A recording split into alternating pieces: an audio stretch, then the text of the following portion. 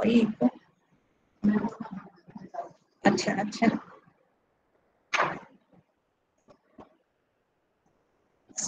So, as you know, you have seen in the flyer, it is curriculum adaptation for promoting inclusive education. Will start immediately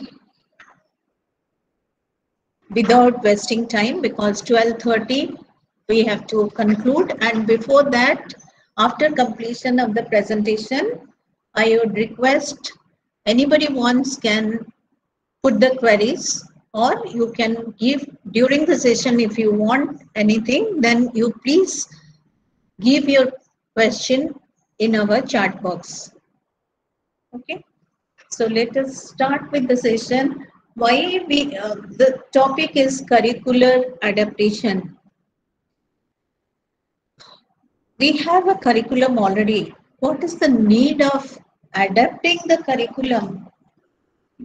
All of you are aware that now we are talking about inclusive education. That is the trend now, isn't it? Inclusive education is the trend now, and it has become the right to education is mandate for every child, and no school can deny admission of the school, admission to any school. But there are provisions when we are admitting the children to the school. We can think about how we can provide the appropriate and relevant education to the students. That's the reason we have our liberty either to provide the program in the school, or those who are having the condition who cannot attend the school, we may have to think about home-based program for them. Okay. So what is this curricular adaptation and inclusive education? You know, many a time we are now talking about all the schools are having inclusive educations. But when we are really, what is inclusive education? What is inclusive classroom? We need to understand it first. When we talk about inclusive education, inclusive classroom, but when we are trying to help the children with disability,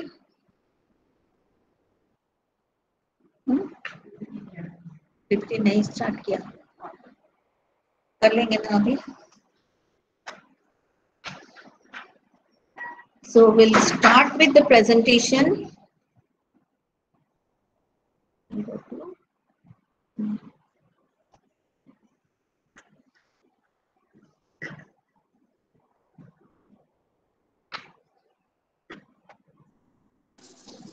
Can you please take the names as per the disability that you're discussing? What is it? I'm saying, can you please take the name as per the disability that you will be discussing? The heads, different heads. Can you take the name of the... Could you please put your question in the chat box? There is echo. I'm unable to hear you. Okay. और बिला, एक minute बिला.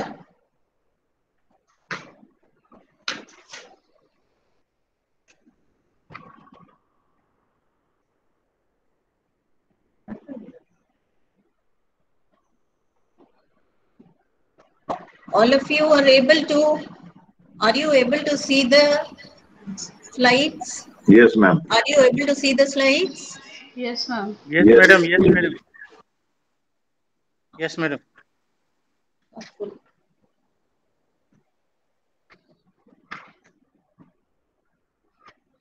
Am I audible? Yes, madam. Okay, Yes, thank ma'am. you. So now we'll go ahead, and the queries we can take up at the end. Okay. As we discussed that when we are talking about the inclusive classroom, inclusive education, many a time we talk about inclusive education, but when the students are in the class, sometimes it is difficult for the teachers to manage the students or give instruction to the students with disability in the classroom. So many a time we try to take the students out of the class and try to give some remedial training outside. That we cannot call as inclusive education. So inclusive education means करना है क्या full screen करना है नहीं देखना है ठीक चलो मेरा ऑडियो वीडियो कुछ गड़बड़ हो जाएगा अभी कहाँ से ऑडियो ये करूँ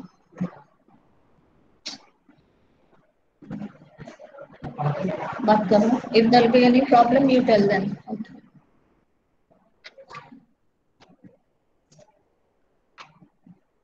So when we talking about the inclusive classroom, we must remember two things. One is that the students with special educational needs should actively participate in all the subjects inside the classroom. We cannot take them out, give remedial training and bring them back. We can't call it as inclusive education. That is resource room teaching. And that is the reason, as we know, particularly the children with developmental disability, specifically children with intellectual disability, autism. So those children, they require some extra support that we call as adaptation. So they may require adaptations in order to be included, in order to be taught inside the classroom with all other children, those who are not having any disabilities. Okay, so that is the reason curricular adaptation is important. When we are talking about curricular adaptations, we take two different terms. You see, I'm not trying to read it out as it is. I'll try to explain. And I'm seeing many are there who are the students group or those who are the special educator working in different places. So screen you are able to see. That's the reason I'm not reading out the screen as such. I'm trying to explain the topic. When we are talking about curricular adaptations, we have to think of two things. Either we are going for accommodation or we are going for modifications. Accommodation means that is most of the time we try to accommodate the students with disability inside the classroom. Means we adjust the environment, we adjust the instruction, adjust the materials, the methods, and we provide some extra support to the students with disabilities so that they will be able to follow the instructions in the classroom within their limits. And they also can actively participate in the regular activities of the classroom. But this may not be possible for all the children with disability. The levels of disability varies from person to person. What I just suggest, we can accommodate the students that we can do with 80 to 85% of disability. You know, in for the case children with intellectual disability, almost 80 to 85% of them are having mild conditions. So they can very well be accommodated if we provide the extra support within the classroom. But whereas we also have some children who are having very low functioning level. Those who are suffering from severe or profound condition of disability. For them, we cannot accommodate in the classroom, for which we may have to modify the system. And that is the reason home-based program is given. And when we talk about modifying, yeah, yes. Anybody wants to tell something? Okay.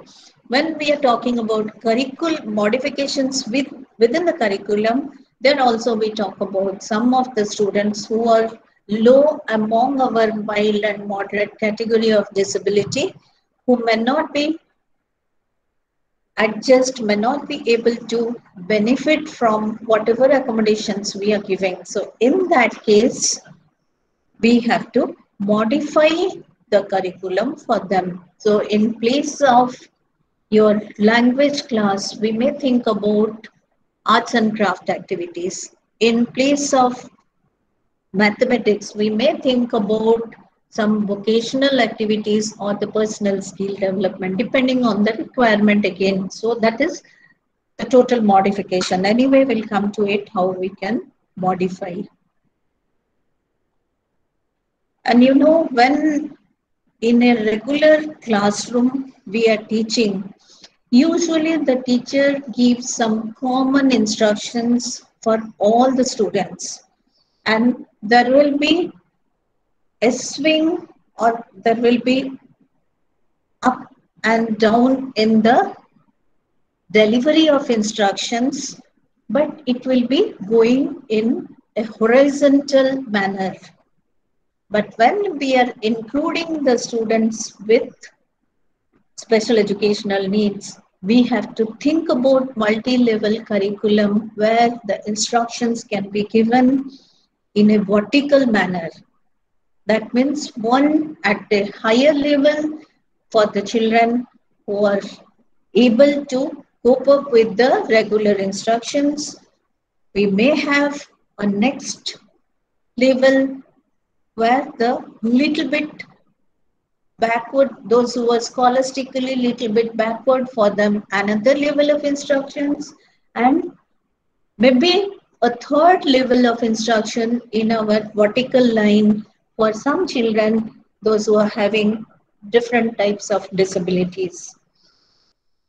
For example, in a science class, when majority of the students are trying to understand, they're working on what makes objects to float or sink. What are the qualities of the objects so that the objects can float or sink in the water? The children with special needs, we may be giving a tub of water and a few different types of materials we can give, an iron rod or iron piece we can give. We may give some wooden piece, and we'll give different items to them, and we'll ask them which are the items which are sinking and which are the items that are floating. But it is in the same activity, same instruction, but different level we have to work. And multi-level instruction is very, very essential when we are talking about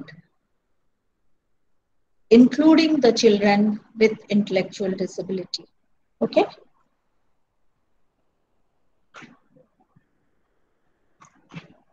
As we discussed, some of the children having intellectual disability may require also modification in the curricular content.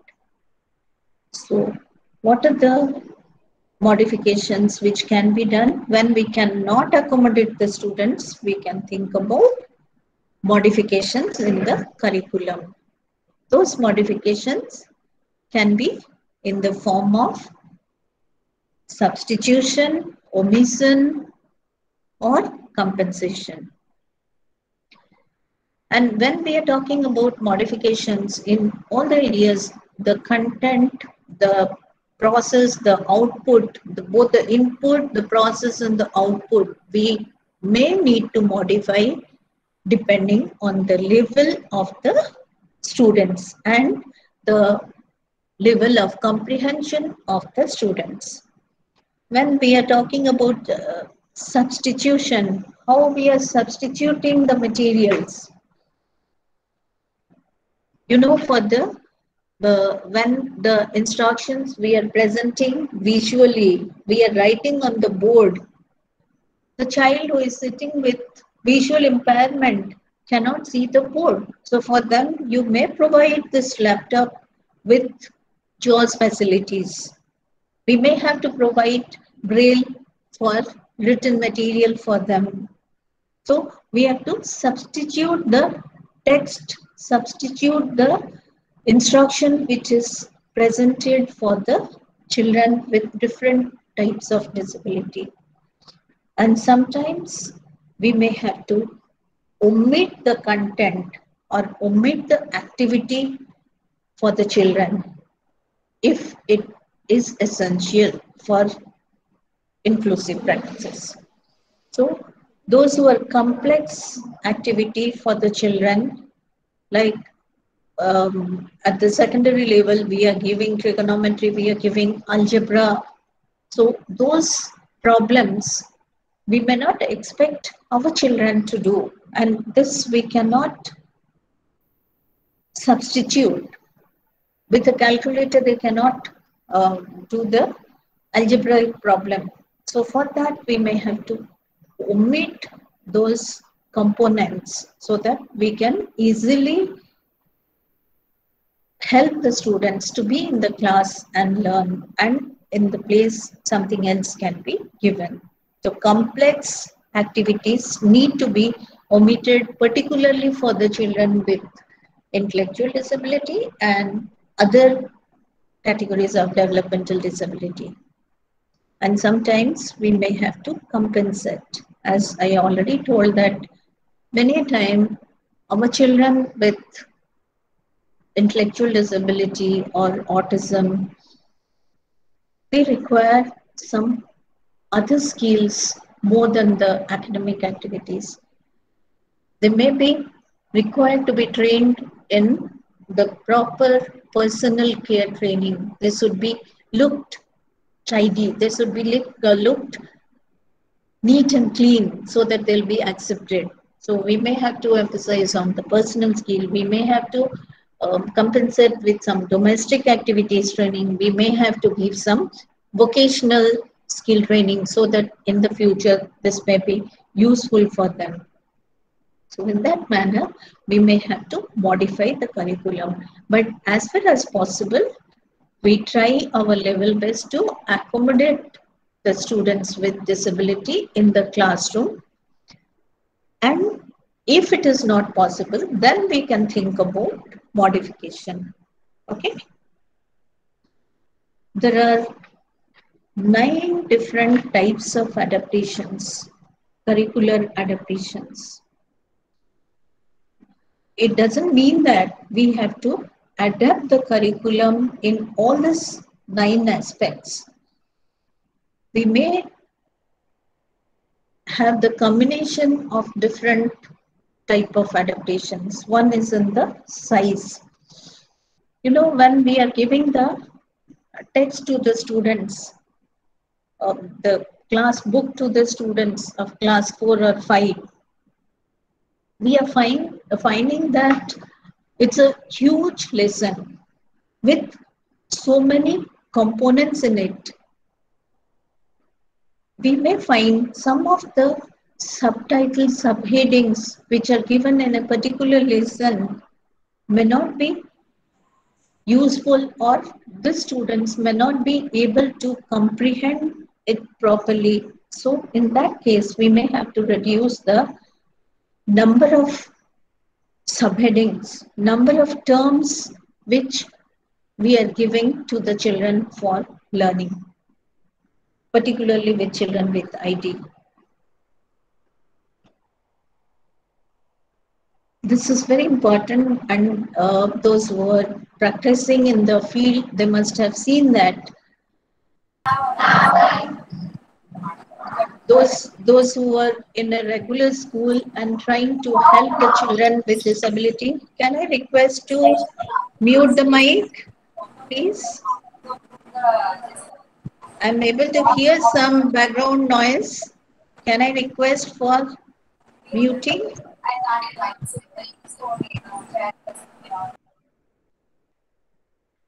Thank you. When we are trying to complete the syllabus in a regular school, the teachers go in a hurry and they try to complete the syllabus by completing maybe. Please mute the mic. Please mute the audio, please. Thank you. So for the particular topic, there will be some time allotted, because in a regular schools, the teachers not only complete the syllabus, they are also expected to complete the syllabus, conduct the unit test, conduct the quarterly, half-yearly, final examinations, evaluate the papers, and give revisions to the students. So a lot of work are to be done by the regular school students. So here, as we are seeing that the children with developmental disability, they may not be able to comprehend the thing within a very short period, which is given in a regular class. So here we have to adapt the time allotted for the particular topic, for completion of the topic. So here we may have to individualize, we customize the timeline for completing a task. As we have seen that there are 9 different types of adaptations, we are reducing the size, we are increasing the support, we are coming to all these things. So by reducing the content, by reducing the, by changing the input output, probably we have to see that how we can enhance the time so that we can help them to comprehend whatever task is given to them. Give them space to learn, because we know that these children are differently abled. If we see them in a different way, and if we try to see the real potentiality of them within them, then we'll be in a position to customize our instruction, customize the topic, customize the time for them in a totally different manner, so that they'll be in a position to benefit from the instruction. And that was the main reason why the special schools were started. Special schools were started because when the children with intellectual disability were going to the regular school, they were not able to benefit from the regular classroom instructions. So now if we are able to customize everything in the regular classroom environment itself, then probably we do not have to duplicate or replicate the school environment, but we have to only restructure the school environment, which is important for us. Then the level of support. As all of us know that not only the children with intellectual disability, not only the children with other developmental disability, but there are many children in the classroom who do not come up like the first to 10th rank holders. So all these children, they definitely require extra assistance for them. So within the classroom, it's really difficult. Many times we think that how can we start the inclusive classroom where we do not have all the facilities, but within our limit, within the facilities available to us, we must think how best we can try to extend support to them. So here we have to provide extra assistance to the students who require some special input, who require some extra input. So here we may have to change our we use different inclusive strategies. We can assign some peer buddies for them. We can think about some teacher assistants. We can think about peer tutoring method, cross-age tutors method, maybe some collaborative learning, or many schools also, they are giving extra support to the children with intellectual disability specifically and the children with autism after the school hour. So how we are providing the support, that is up to us. Only thing we should accept this philosophy, and we should see that how best we can implement within the given facilities. Then we will be able to gain the benefit. Input. We have to adapt the way instruction is delivered to the learner for any classroom, for any kind of learning. All of you are aware that we have input, we have process, and we have output. So when we are thinking about adapting, we have to think about adapting the input also. As just now I told you, the same instruction to all the children may not benefit the children with special learning needs in the classroom, diverse learning needs in the classroom.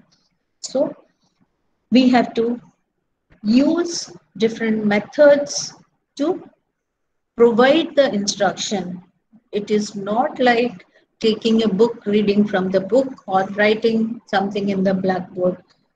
We may have to go beyond that. So some of the traditional method we may have to change it, adapt the traditional method in order to accommodate our students. Sometimes we may go back to our earlier Gurukul ashram.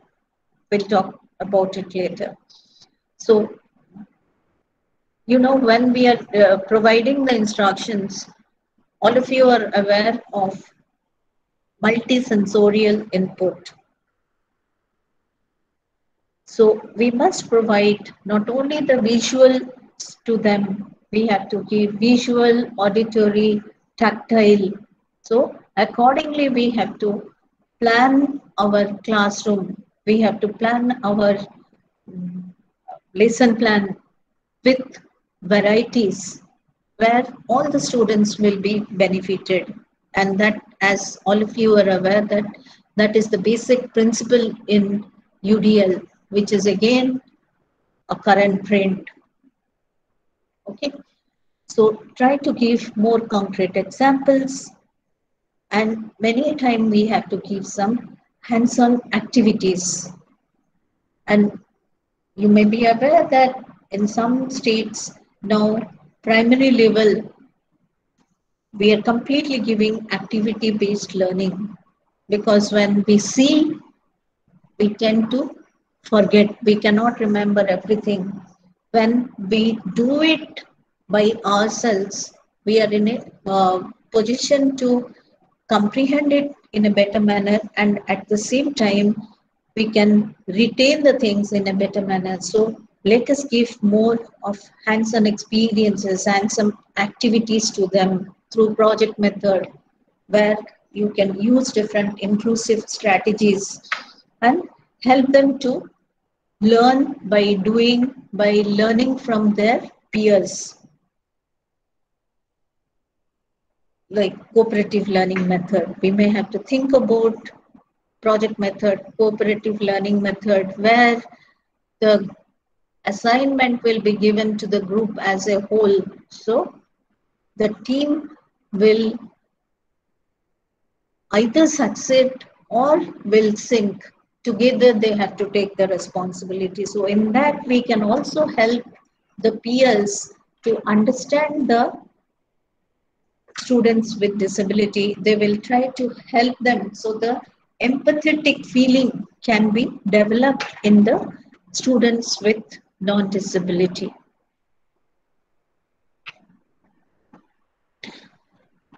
Then difficulty, as we already talked about it. You know, many a time when we are going to the higher classes, even at the lower classes for the same age group students, there are some tasks which are simple tasks, some tasks level are complex tasks. So depending on the level of understanding of our students, we may have to adapt the skill level. We may have to adapt the problem which is given. And In that manner, we may have to change how they can approach the work. So if it is difficult, you see, when you are giving a problem sums to a child with intellectual disability, for him it is difficult, for him or her it is difficult to read, first of all, reading, understanding, and then performing the computations. So we may have to give the chunk, what is to be done, 5 pence. We may write only 5 pence. We will not write if we'll buy 5 pence, 1 pen cost 16 rupees. What will be the total cost of 5 pence? And if I give 100 rupees, how much will be the balance? All this detail will not give him to read it and do it. Instead, we'll say that total 100 rupees, then 1 pen this much, 5 pence question mark, total cost dash, balance. So here, when we are teaching them step by step and we are giving the calculator to support them in performing the task, then probably we'll be in a position to help the student to do it if we are giving this type of sums in a regular basis. So for such children, many a time we have to change the rules. And when we are doing any kind of arithmetic problem solutions, all of you may be aware that we get scores for each step.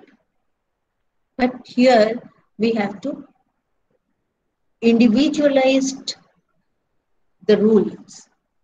So the rules would be bit different for them as we are trying to customize some of the activities in the classroom, some of the components in classroom teaching and learning. So we must adapt the skill level. We must reduce the complexity of the task for the children by simplifying as far as possible. Yeah. So learning is input, process, and output. We get our final evaluation depending on what we have written in the answer scripts. That is the output. Or in the classroom, when the students are asked to answer, the teacher will evaluate the performance. But for the students, we may have to now adapt the output also. How the students will respond to the instruction, that is important. So instead of making a common test where we'll be distributing the answer scripts to the students in the examination and giving them the question paper to write down the answers, we may have to have a different type of evaluation procedure for the students so that we'll understand how much they complete, how much they have understood in the curricular transaction. Because we try to customize the content, we are trying to customize the process also by using different methods. So after that, how much they have understood, that should be our goal to know. And whatever they have understood, we can think about Bloom's taxonomy also. So whatever we have understood, how much we are able to apply to it. That is the reason we give them certain exercises for whatever is learned, how it is applied in the real community. So those are the things we must think of. So instead of answering the questions in the answer scripts, we may also allow them, many of them may not be able to write down. So we may ask some of them to give verbal response. We may give some picture books where they will point out that this is the correct answer. We may give the answers to them where they will just tick like your multiple choice questions. In fact, many of the output modes have already been modified nowadays. During our time, we had to write the essay type questions more. But now, for the students, it is necessary to understand how much they have learned. That is the reason it's given how much they have understood, how much they have understood, and how much they can retrieve, and how much they can remember. So here also, little bit more adaptations are essential. Okay, please mute your mic. Please mute your mic. Whoever has done it.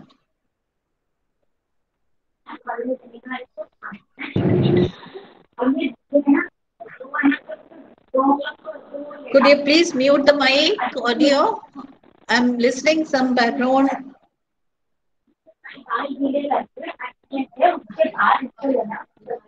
Niharika. Niharika, please mute your audio.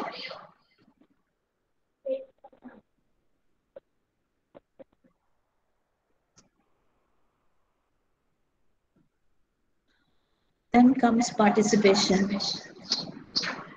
You know, many of the parents, they hesitate to send their children to a regular school because those children are not allowed to participate. Basically, the regular schools are dominated by the children without disabilities. And even in the classroom, the children who are coming first or the first few rankers are given priority, for which many a time those who are high functioning, they understand the discrimination which is happening in the classroom, and that will reduce the self motivation, that reduces the self esteem of the students with disability, and they will become more dull. That is the reason parents also are hesitant to send them to the regular school. They are satisfied with the special school, even if they are not in the mainstream. So now the train has been changed, and we have to go to the inclusive setup. We have to go for inclusive education. So we must see that allow each and every child in the classroom to actively participate in the task when it is going on. So now, no more the days are continuing with the teacher reading from the books or writing on the blackboard. You have lot, technology has advanced a lot, so we are having so much of technological devices where we are able to interact. Even we are using number of methods. You have Montessori method, you have project methods, and all this are used, Playway method, all these are used in the classroom for helping the children to learn by themselves. And that will encourage participation by each and every student. And our main aim is to help the community to be inclusive society. You know, if we are creating some orientation program, we are going and talking about the abilities of the children with disability. We are talking about these are the talents with them. Many people will not understand, and it will not go into the system. But when they work together, they play together, and they grow together, then they will be able to understand, and then probably we can ensure inclusive society by through inclusive education. So inclusive education is not only helping the students in the mainstream education, but also it helps everybody to understand the other person. So the child with disability is understanding he or she is my friend, and he or she will help me. And this student who are going to the regular school regularly, they understand that yes, my friend is so and so, and he or she has the capacity to do if we are providing some support. So now we have to see that how best we can involve everybody in the classroom activity for the students, for which there are different inclusive strategies. Of course, now we'll not talk about that. We may have another webinars for that. For example, if we are um, in a geography class, we are talking about different states in India, and we are talking about their capital cities, the occupation of that particular place, then the costumes of the place and the specialty of those places. Here, the student with disability may not understand so many things, but the very low level of child with intellectual disability will definitely be able to show the map, will be able to hold the globe, and at least in the map he or she will be able to show that this is my state and this is my place, this is the city of Hyderabad, if we are making it bold, because the materials also we are giving according to their level. And through that, when we are calling a child with disability to the front, and we are helping, as teacher, we are helping the child to hold the globe, hold the pointer to show Hyderabad in Telangana. So that itself will give some self-satisfaction to the child.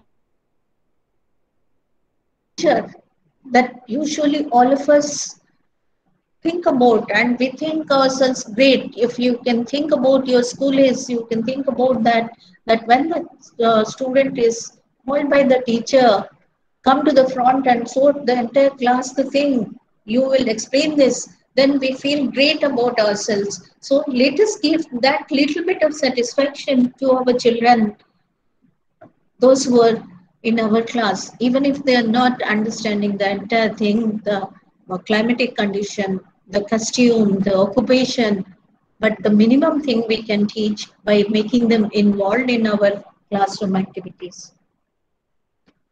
So let us help in helping the children to participate in the activities.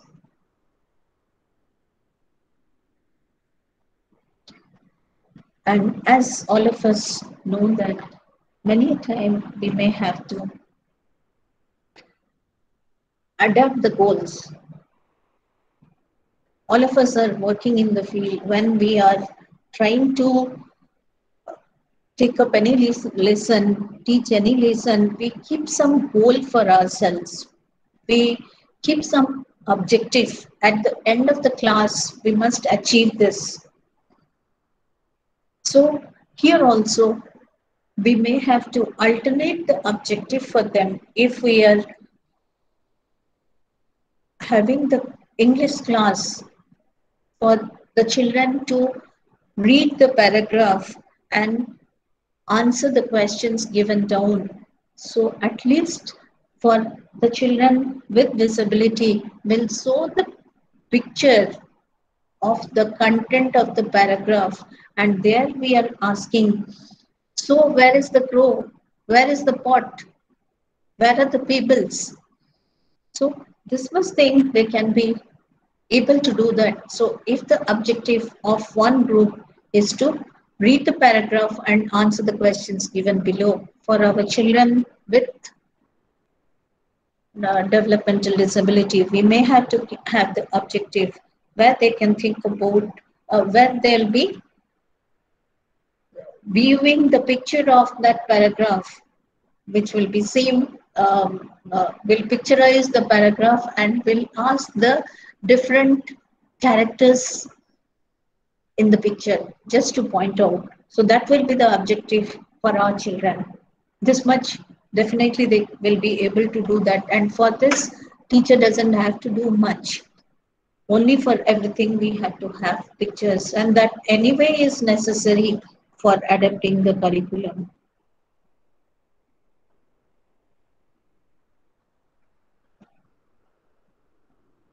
sometimes we have to think about substitute the curriculum. We have to provide different instruction and materials to meet the students' individual goals. For all the classrooms, you see, even CBSE has given relaxation for the languages, for so many other subjects. So here also, we have to see that how we are giving some exemptions to the students in one class, a language class, the students can be given some computer skills. Those who are unable to comprehend will understand that with the level of understanding the children have, whatever support we are giving, they may not be able to pick up the grammar. So in that class, it is of no use to waste their time. So in that case, we can develop some other skills among the students with disabilities. So here we may have to substitute the content of the curriculum. So this is about 9 different types of adaptations. Anybody has any query? Then we can take up the queries and then we'll go to the next.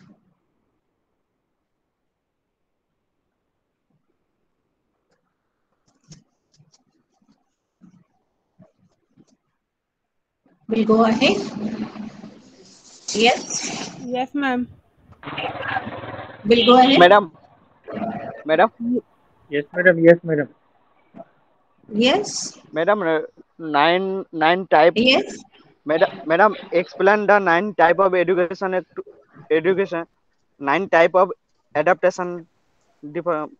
Explain. 9 types of adaptations, not educations. We just completed that. 9 types of. It started with size. That was the content of the entire lesson now. Can you please tell your name? Yes. Can you please tell your name? Who is asking the question? ठीक. Sir, Bengali version. Hindi में बोल सकते हैं, मैं हिंदी में बात करूंगी. बंगाली में बोलने से दूसरा कोई समझ नहीं पाएंगे. मैं हिंदी नहीं जानता है. ओके, ठीक है. 9 टाइप्स ऑफ एडेप्टेशंस जो बोले वही हम डिस्कस अभी तक कर रहे थे. One is size of the curriculum needs to be reduced. Okay, you follow English, I believe. Size of the curriculum needs to be reduced. Then time, we have to adapt the time, customize the time according to the requirement of the student with disability. We will give the support as required by the student depending on the condition of the student. We have to adapt how the instruction. आपको मालूम होगा कि when we learn anything in teaching learning process, input, process and output are important.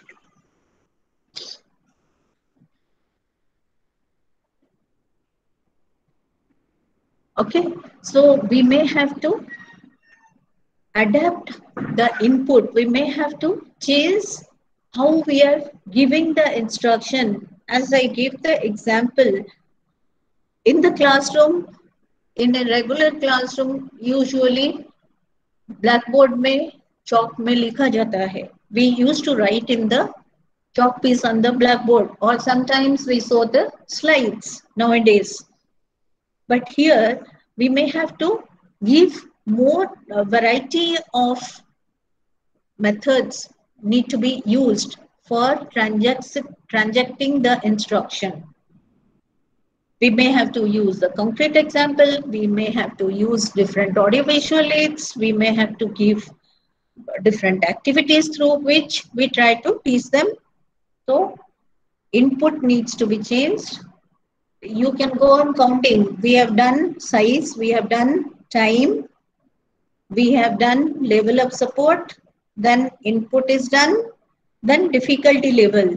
You see, even if we are taking the students with disability, very specifically developmental disability in the classroom, we know it very well that the due to cognitive deficit, they may not be in a position to understand the difficult concept. So we may have to adapt the type of problem given to them. Okay. And to support, to reduce the difficulty level, when addition subtraction class is going on, we may have to give them a calculator so that they can use a calculator and finish the work. Okay. Then output. After the class, what do? We evaluate, isn't it? For evaluation, we give the worksheets. For evaluation, we'll give the answer sheets. And we give the question paper and ask the students to write down what they have learned so far. But for these children, they may not be in a position to write down whatever we expect. Write down anything, maybe sometimes. So the type of output evaluation needs to be changed. They need to answer the questions verbally sometimes. Kabhi they may have to point out in the communication book, and some students may be allowed to show in the concrete things, because all this we used in our input. Then participation. Many children don't go to the school because they are not allowed to participate in the activities. Not only the children with disability, but also the children who are having, who are not the first rankers. There are so many slow learners or the children having some scholastic backwardness. Those children also do not want to go to the class, go to the school, because they are not given importance in the classroom. Always one student or a few students are asked the questions by the teachers. So here we have to change that system. We help each and every student to participate in the classroom activities. Let it be in any form. Next is alternate. Okay, we may have to adapt the objective when we are teaching any lesson.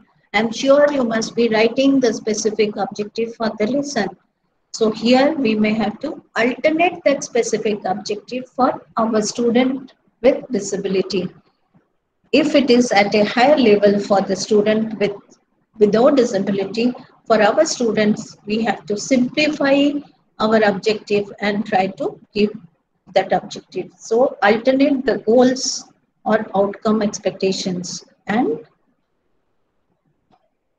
sometimes if we are finding that the instructions, the learner is not being able to involve in the activities, then we may have to substitute the curriculum. Language relaxation has been given even in CBSE board. So why can't we give relaxation in all our schools?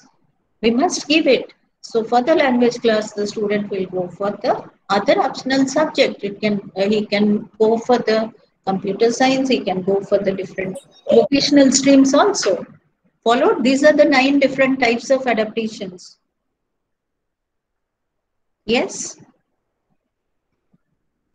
Is it okay? Who was asking the question? Is it okay? We'll go ahead for there is one sample of curricular adaptation, which I can show you, so that accordingly when we are doing the curricular adaptation, we can make the adaptation. You see, in class 3 or 4, we have topic on plants. And if we go through the topic about the plants, you will find lot of text input are given to the students, which we find difficult for our children with developmental disability to comprehend. So we have to simplify the curriculum for them. We have to adapt the curriculum for them. And remember that this adaptation is not only helping the students with disability, this will also help the understanding of all the children who are in the classroom. Okay. So here, pictorially, we are presenting you see, when we are adapting the curriculum, we must adapt the curriculum as per the requirement. So it is one type of adaptation I am giving the sample. It doesn't mean that for everything you have to do this. Okay, we have seen that what are the parts of the plants. Flower is there, stem is there, leaf is there, root is there. So for everything, the picture is given with the label. It can be bold also. The names which are given, it can be bold so that those who are capable of reading out the words, we can encourage them to read it.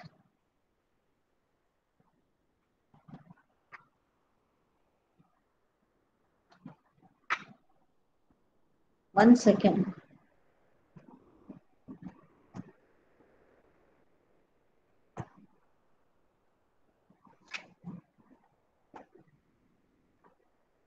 After each content we had given, we have to give some questions so that we'll understand whether they are correctly named the parts of the plants. Only those 4 parts which are given. And here we have simplified in such a manner that they have to only select.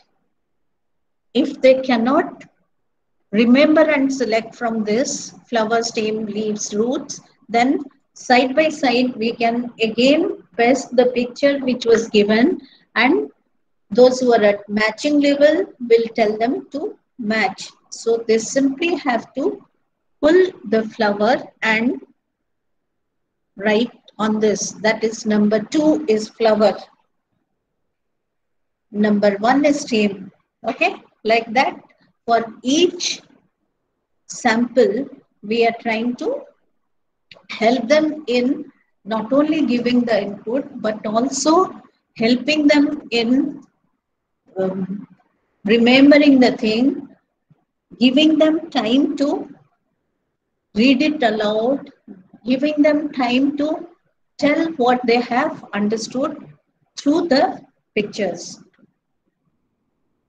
Then we are going to the different parts. Root. They have already seen the roots in the main picture. Now they have to relate it. And we'll say what is root. In a very simple manner, reducing the text, we'll say this is called as root. And this is the part of the plant that grows below the ground, which is called root. If they are a bit higher level, we may also say that root helps to hold the plant tightly above the ground. If not, then we are going to types of root. So, in root, again, we have divided types of root, taproot, fibrous root. Then, in very simple manner with very less text input, we are trying to help them understand what are the functions of the root. It holds a plant firmly to the soil. Some root store food for the plant and they absorb water and minerals from the soil. Okay. That much only we are talking about root. So you see, when we are teaching any concept, any lesson, we need not be giving the entire lesson text to the students with disability, as we know that there are deficits in the cognitive level of the students. They may not be able to retain everything. When we are trying to match it with the pictures provided to them, then they'll be able to relate it. And not only that, we are providing the input within the classroom always. When we are teaching the parts of the plants, we may have to take the students to the garden and we help them to understand different parts. And so we can bring them from concrete to abstract. The real plants, they will be seeing how it is on the soil, they'll be seeing. We bring the plant to the classroom. They are trying to match it with the next abstract level, that is the picture. Then the next abstract level, that is the word. Okay, that's how we have to adapt the curriculum. If we are adapting the lessons, remember that we must try to adapt the lessons from the concrete level to the highest abstract level, so that we can follow our teaching principle, that is from concrete to abstract. Okay. So each part is given separately: stem, leaf, functions of the leaf, then flowers. All the four parts we have taught, we have given to them. And now we are, you recapitulate, isn't it? When we teach any lesson, we try to recapitulate at the end. So here we are trying to recapitulate the lesson which has already been covered for them. And imagine if we are trying to organize our lessons in this manner, then our students with mild to high moderate level will be in a position to understand the lesson, at least the main theme of the lesson. So for each and every lesson, we will definitely get the pictures, and many a time we may get also the concrete options.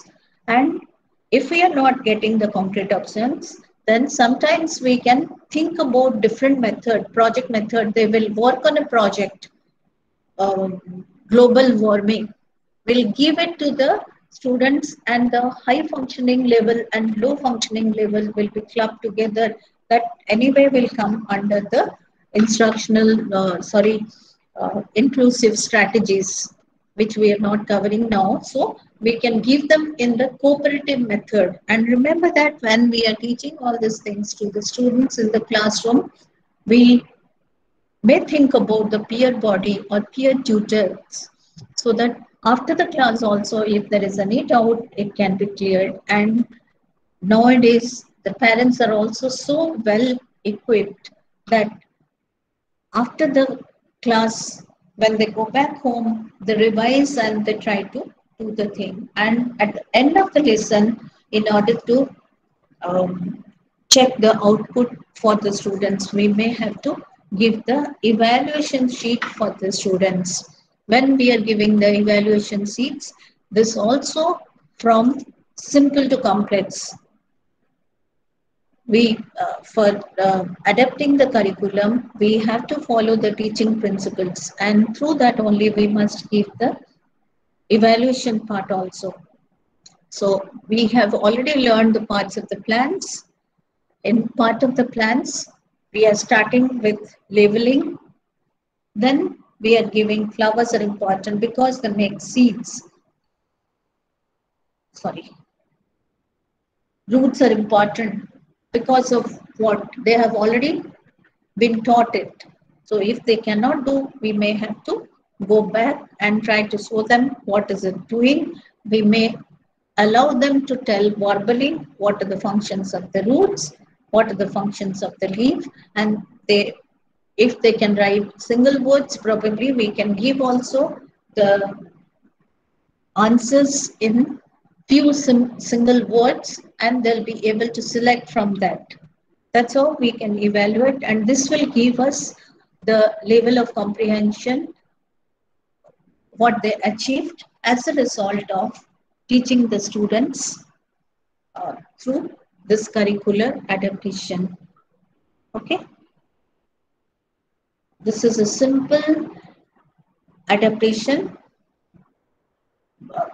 We'll see if there is any query on that. We'll discuss later. And anyway, I have not gone into the instructional inclusive strategies, but one of the important thing is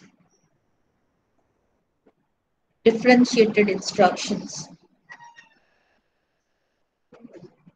Differentiated instruction, you see, it's not exactly a strategy, but it is a way of thinking about all we do when we are teaching and all that the children do when they learn. So if as teacher will be able to understand what all happen when teaching learning process take place, what the teachers are doing, what the students are doing, then probably will be able to customize the instruction, and we may give differentiated instructions to the children with disability according to the level of them, and we can help in promoting inclusive strategies. Yes.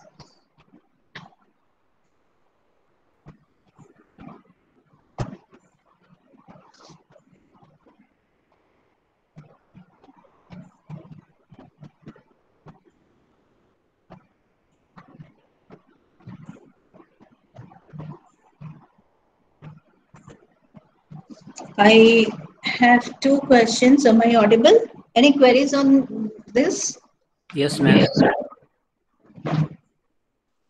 One second. Oh, hello, ma'am. 1 second.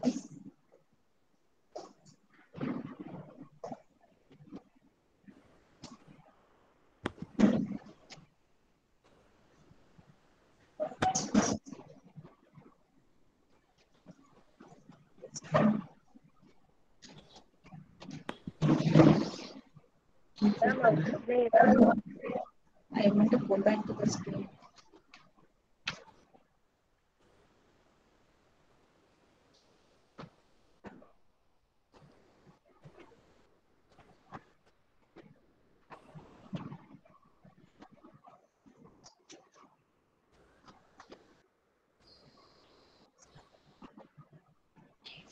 Second.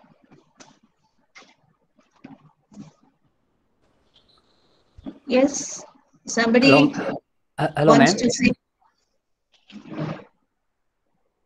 Hello, ma'am. Yes. Ma'am, my question is. Please tell your name. Yeah. Nima. Okay. Yes, ma'am. My name is Nima. Yeah. Yeah. Hmm. Yes, thank you so much for giving me this opportunity. And my question is from the symbol teaching methods. Right. Mm-hmm. And my first question, I have two questions, and the first question is, what is the difference between simple to complex and then whole to parts, right? Yeah. Whole to part. And then second question is... one is simple, 1 second, 1 second. Yeah, simple to complex and... Yes, the first question is the difference between the simple to complex and whole to parts. What's the difference between these two simple teaching methods? And next question is, can you please give with the example how to explain no to unknown? Okay. Thank you so much, ma'am.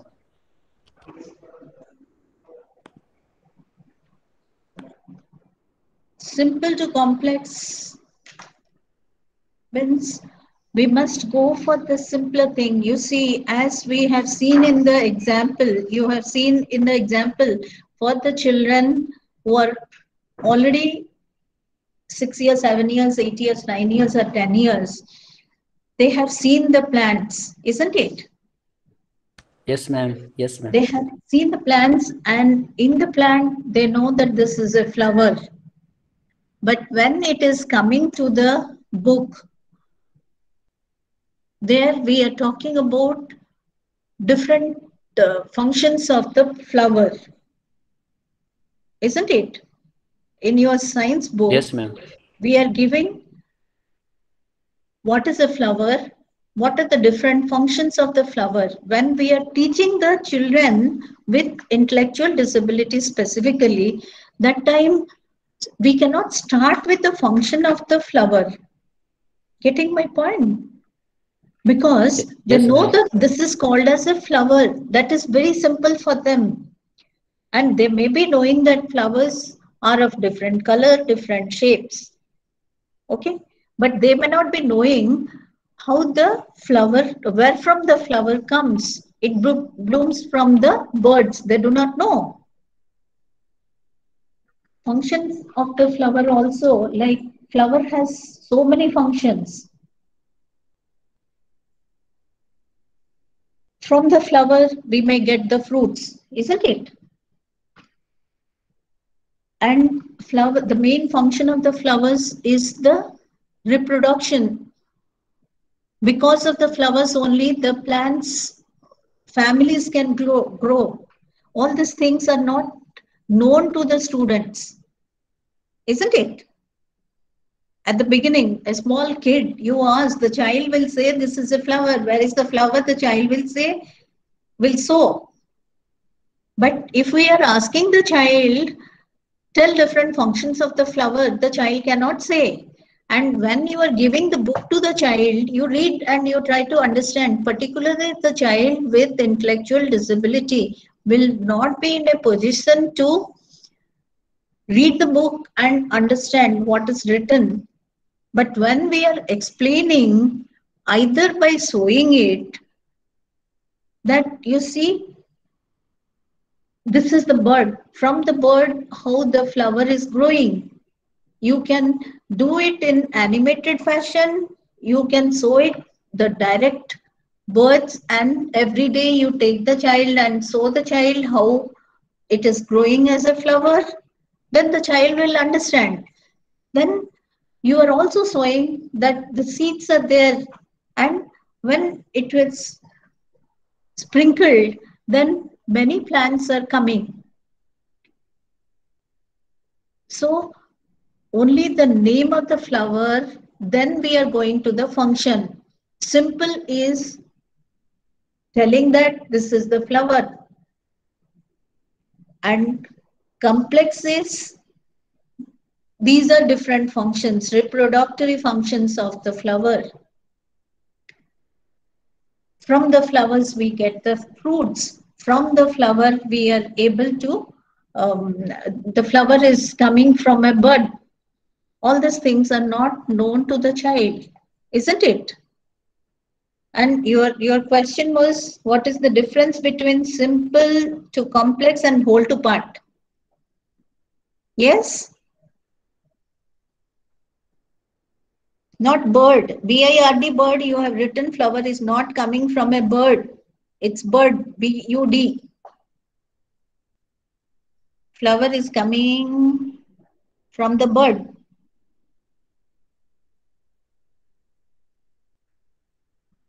Oh my God.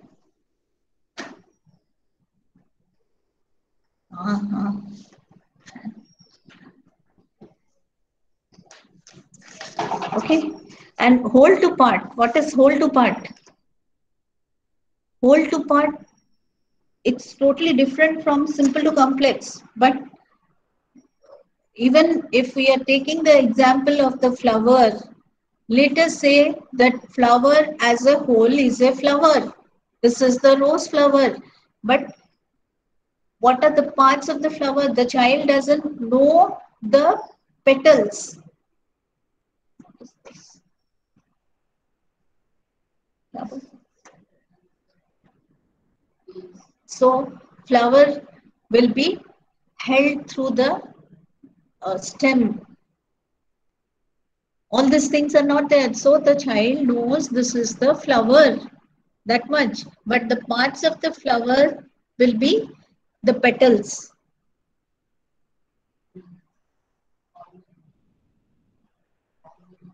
Pollinated seeds. Okay. And let me take another example of whole to part.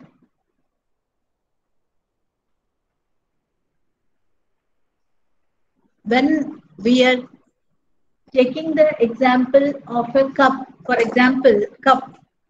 This is a cup.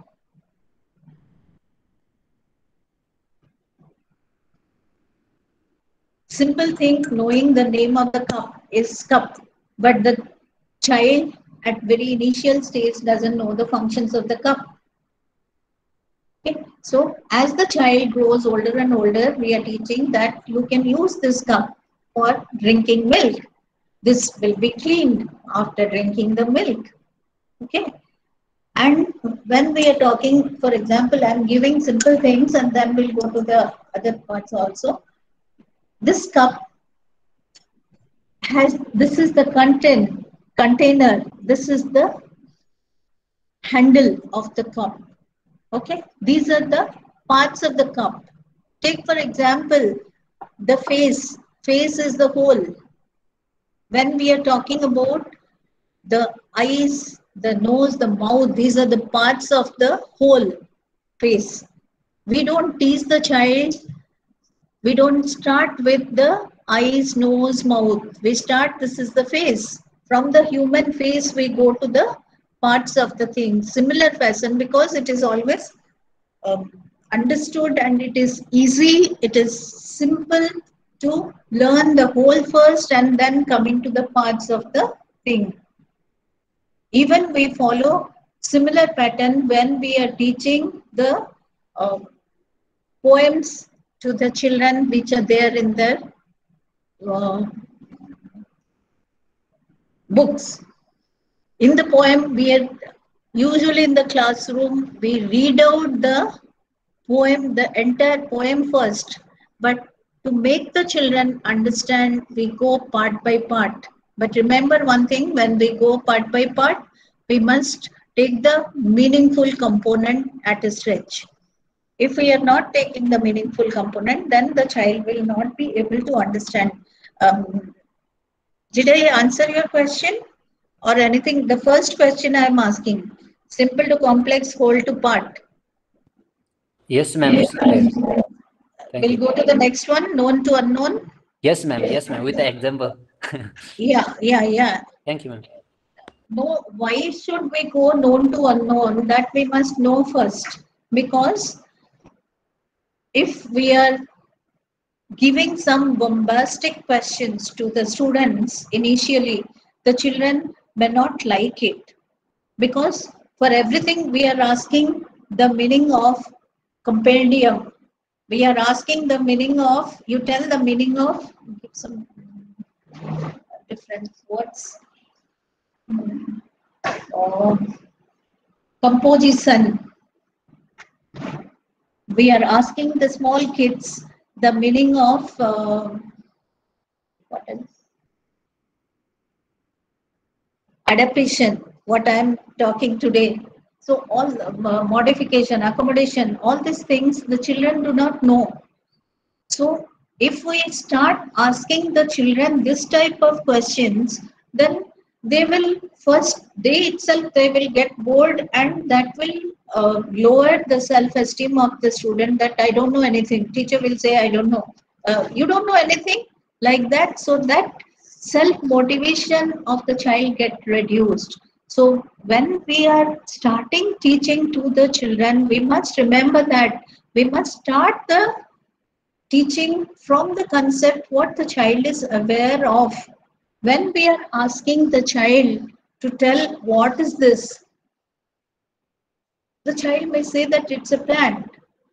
The child may not say that it is a money plant, but the child will say that this is a plant. So when the child is telling plant, this is known to the child. And as teacher, we are saying that yes, it is a plant. And the name of the plant is money plant.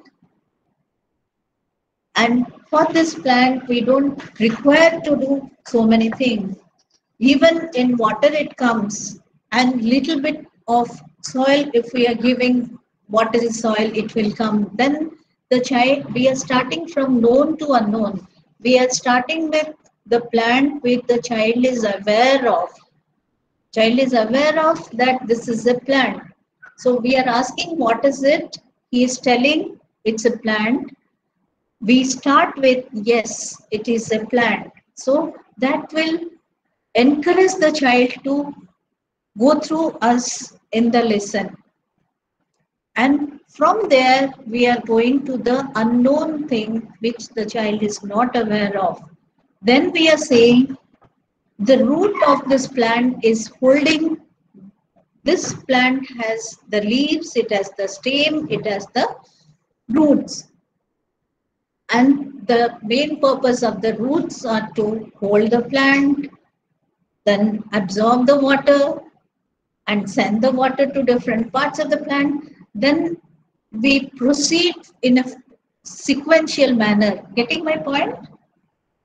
So we are starting with the concept known, then we are going to unknown, which the child was not aware of. And when we are starting with known, that will give self-feedback to the child, and that will help the child to come with us and enter the lesson and learn it. Am I clear? Dima? Yes, ma'am. Yes, ma'am. Thank you so much. Okay, thank you. So we'll go to the next question. Yes, ma'am. Thank you. I have seen some known faces. It's nice to see the known faces in this webinar. How can we explain to a blind child and what type of adaptation we can use? You see, those who are visually impaired children, most of the time they do not have cognitive deficit. So whatever we explain, all the thing auditory, when it goes to the child having visual impairment, I don't think the child will require some extra input except the materials, like we discussed that they may require the braille materials. They may require the JAWS, because whatever we are teaching in the class, we record and give it to them. And some of the lessons they can themselves download, and through JAWS they can hear it. The children, those who are visual impairment, they require adaptations, particularly in the type of this materials, the braille materials, the JAWS, and the recordings. Okay. And not having cognitive deficit among the children with visual impairment, they do not require much of adaptations, except they cannot see what is going on. That is the only difficulties for them. But with the mobility stick, they can go around everywhere with the support, whatever is given, the recording support, the JAWS software, the braille materials. They do excellent in the academic career. So I think more than that, they don't require. The next question is, what type of adaptation we can use to explain multiple disabled children? Yes. We have definitely the problem with the children having multiple disability, because it comes under developmental disability. But we need to know what type of multiple disability is there among the children who are in our class. That is the reason the multisensorial method is very, very important when we are adapting the curriculum and we are trying to include different types of disability. in our classroom. And you see, whatever the 9 categories of adaptations we have just now seen, in that, after ensuring what type of disability the children with the multiple disability has, we may have to decide what type of adaptation is required. If he or she has already the cognitive deficit also, we definitely need to adapt the size, and we need to give extra time, that is no doubt, and high level of support, that is assistant teacher, then uh, peer buddies, those we have to give, and definitely we have to use various visual aids, audio visual aids. If audio visual are intact, we have to give the tactile materials, we have to give different activities through project method. That is the reason we need to know what type of disabling condition the child has. Accordingly, we can decide what we have to give. And all the um, gadgets, which are the like your calculator, for reading the time, you may have to give the digital watch with talking facility so that it will say. So we definitely need to know what type of disabilities are combined with the multiple disability we are handling in the classroom. Depending on that, we have to decide what type of adaptations we require. Definitely it's difficult. It is challenging for the teacher with assistant teacher support, the special educator support, and with the materials and adaptations of so many other things, instructional things, we can definitely help the child to learn and comprehend to some extent. Anything else? These 2 questions were in my hand, so I could go through. Anything else?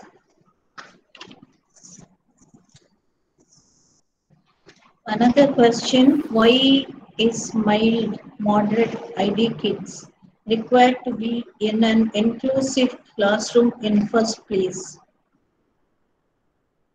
Who has asked this question?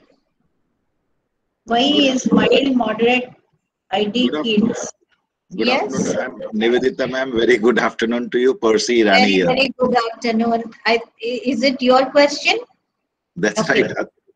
Yeah, why they can't be in the inclusive classroom? Let me ask the question back to you. Well, can Why I can't answer? they? Yeah, Can I please, answer to my please limited knowledge because I'm just scratching the surface? tell. Well, a child, and I've got an Asperger's, you know that, Hmm. son. Oh, right from Asperger's the syndrome is totally different. So let us not include them because no, they no, are I'm very just giving an high in the intellectual level. But no, you no, have but still mentioned ID. I'm still saying yet he is going to an specific school. Yeah. Like the one we have maybe in NIEPID where 140, 150 students are generally there. My question is, yes, I agree. It's a very subtle thing I want to understand that a child with ID, has intellectual disability. It has Yes. certain social problems, motor problems, certain aspects. Yes, I agree. On the other hand, they need to be included because finally they have to lead a life in this society. But question is, if these children are going to be subjugated to a generalized ambience of 20, 20, 30 students, on one hand we are saying it is individualized, then what is the advantage? There is advantages, I'm sure. I'm 100% sure. What I want to understand to my mind is what is the advantage of putting a child, mild or moderate, into a school which is inclusive? You know, that is the trend now, inclusive school. And there are lot many exemptions for this children, even in the inclusive school. Don't you think the particularly what you have written, the child with mild or moderate level of intellectual disability, if he or she can say that I have completed 10th class, is it not a pride for her or him? Absolutely. And that pride will take them a long way.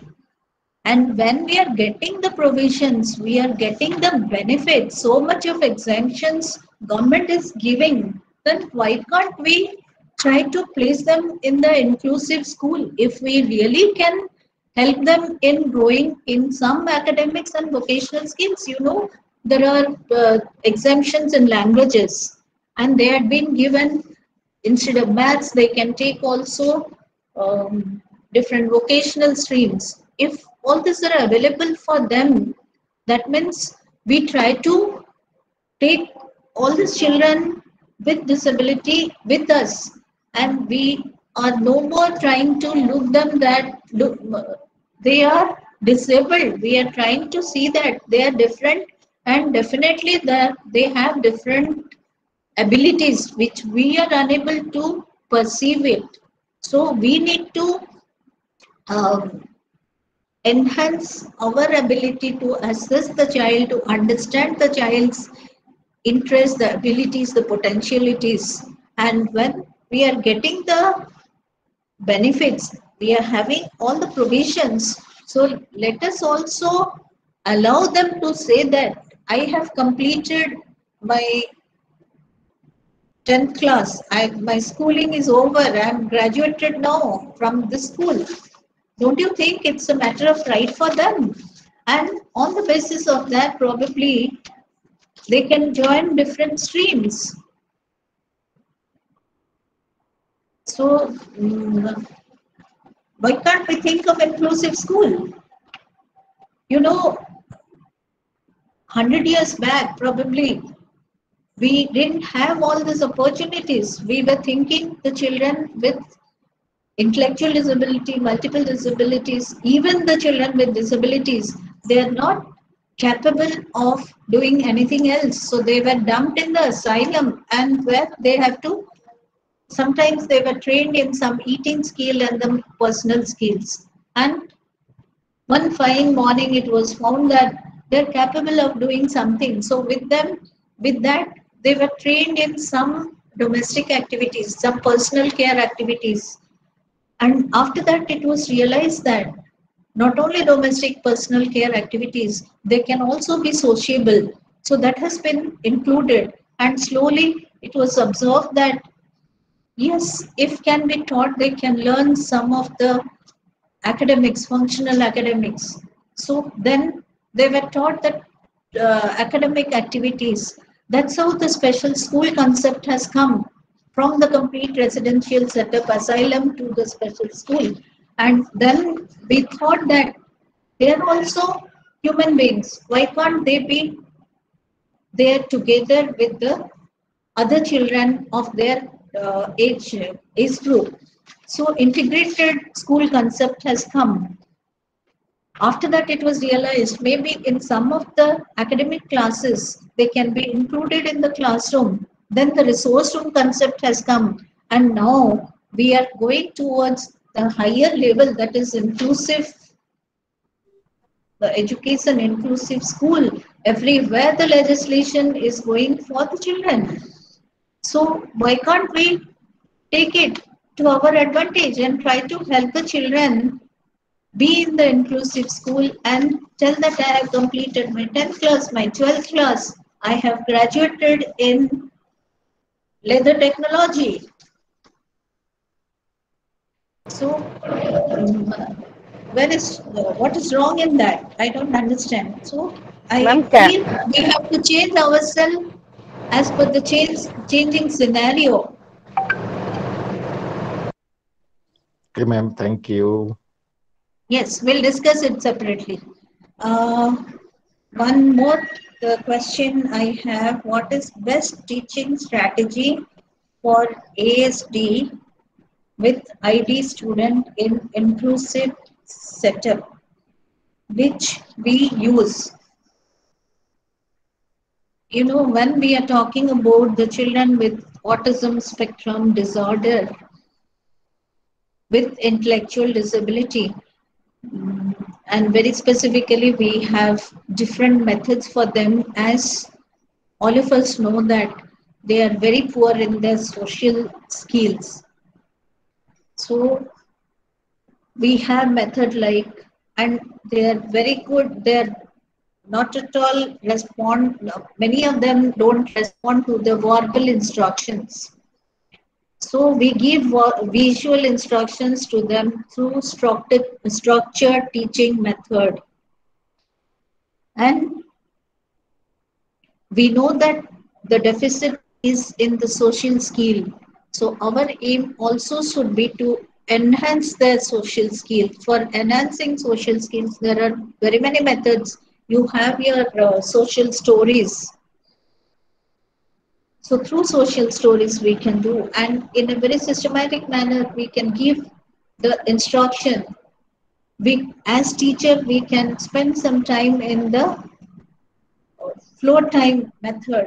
So there are different methods for the children with autism spectrum disorder, and for them we have to use all these things, and many of them are, even though they have intellectual disability, some are high in their uh, level. So for them, we can definitely follow the structure teaching for them. What should be the first class? What should be the second class? With the photograph, if we can give and give the instruction visually, then probably, and tactile instruction, then probably will be in a position to help them in the inclusive classroom.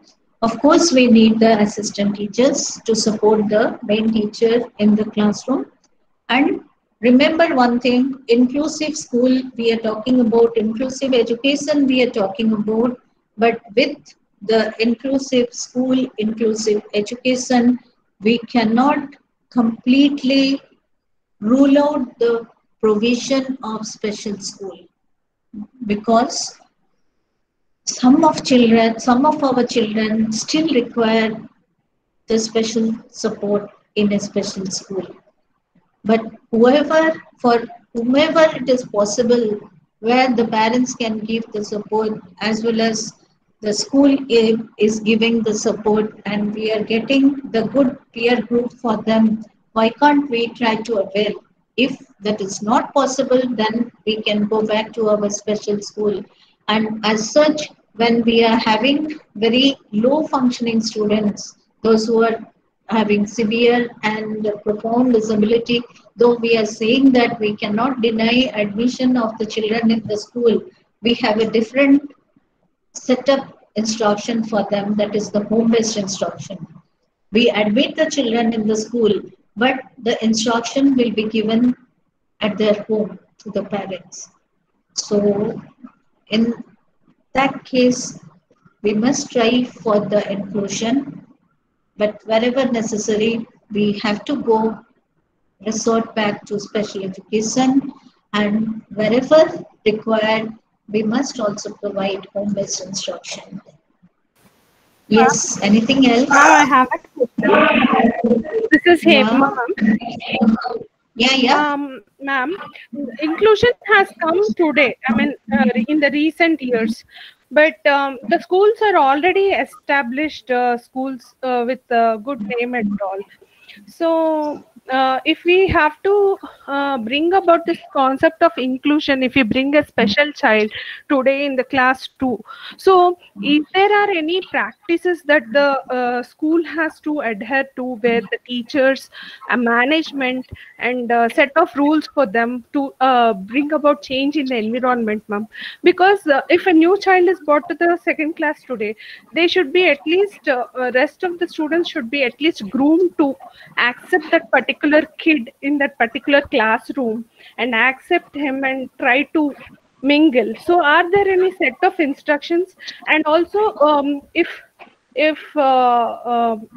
is the second question, ma'am, are there any checkpoints where they are measured in the school doing properly the practices of inclusion? You know, nowadays all the government schools, they have already changed the infrastructure. Many of the government schools, they have very good infrastructure, the barrier-free environment, accessible environment for the children with disability, different types of disability. And most of the schools also have acquired different equipments. And you may be aware that SS Samagra Shiksha, the government is now taking so many teachers who are specially trained for training the children with developmental disabilities in the school.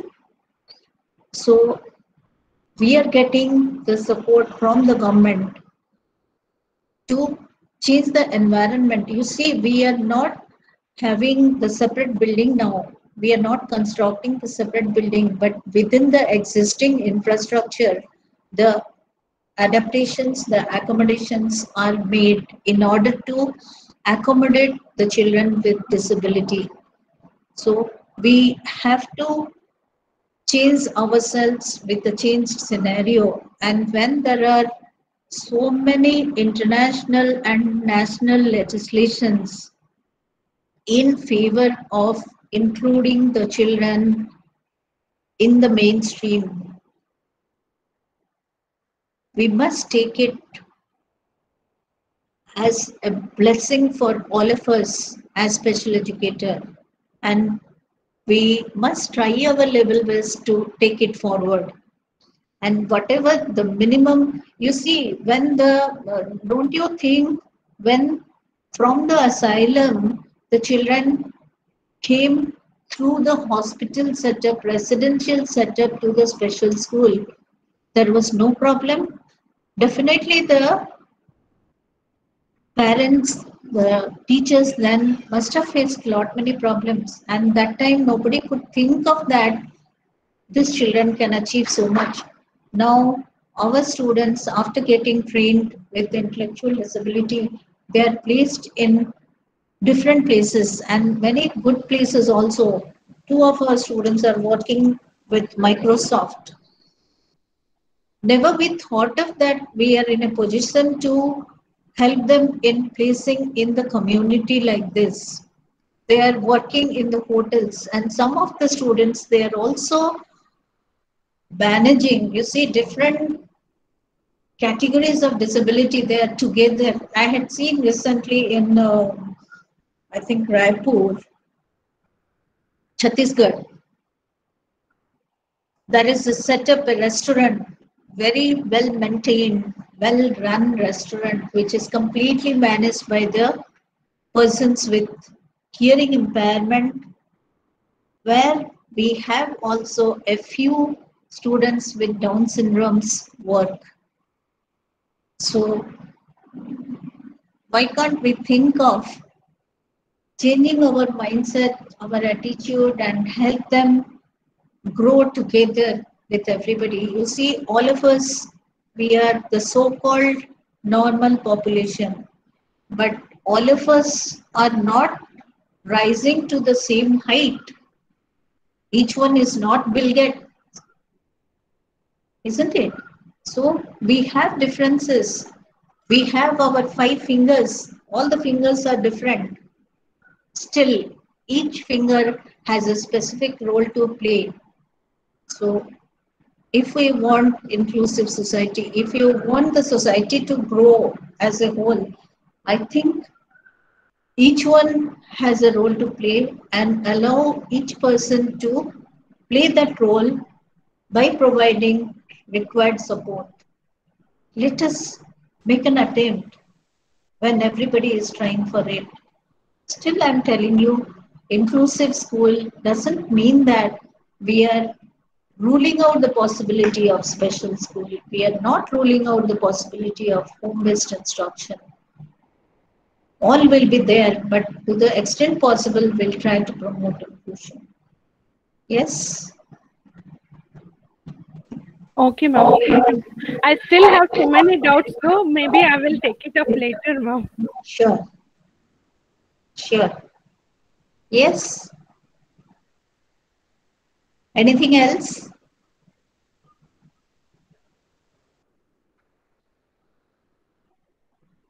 If nothing else is there, so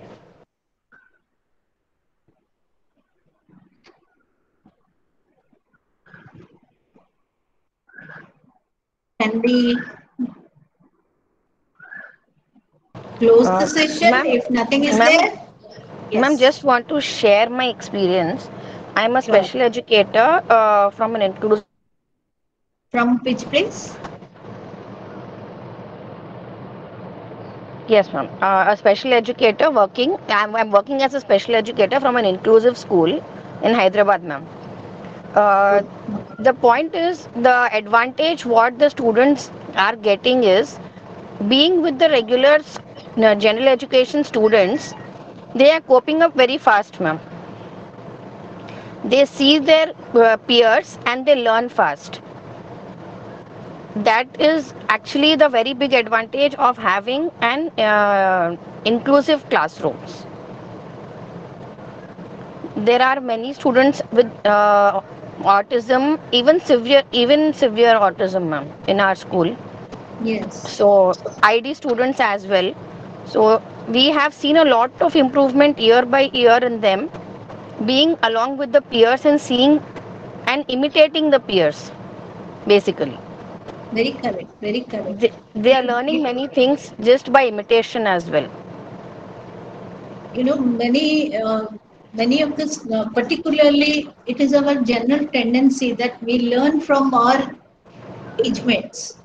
Yes. And particularly the school children, college children, they tend to learn from their peer group.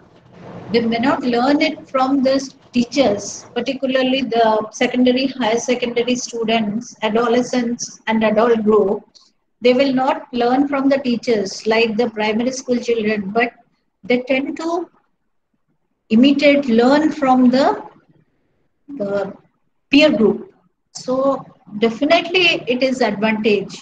Thank you so much for sharing your experience, Sheeta Thank ji. you. Thank you.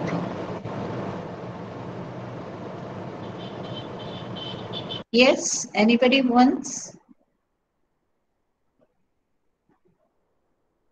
Otherwise, can we close the meet? If nothing is there, thanks all of you for attending for so long and participating. It's wonderful to interact with all of you. Thank you so much. Thank you, madam. Thank you very much, madam. Thank you. Thank you, Subesh ji. Madam That's what अगर I'm please हो saying. सके तो I could see many of the known faces. Yes. Madam if it is Yes, sir. Possible तो time to time इस तरह की कोई webinar आप रखा करिए, हमें बहुत सारा इंफॉर्मेशन मिलता है मैडम क्लास के लिए। आज बहुत सारा चीज लर्निंग ऐसे लग रहा है जैसे बीएड और एमएड दोबारा से रिपीट हो गया है। तो We are taking all the webinars from the BEdML topics only, so that it will be useful for the students group. Ji ji ji madam, thank you very much, it is very useful in class madam, very useful. Thank you so much for being here for the entire time. Thank you madam, thank you. Okay, thanks all of you for your patience. Thank you madam, It's difficult to listen for such a long time. So thank you so much. Okay. और कुछ नहीं था।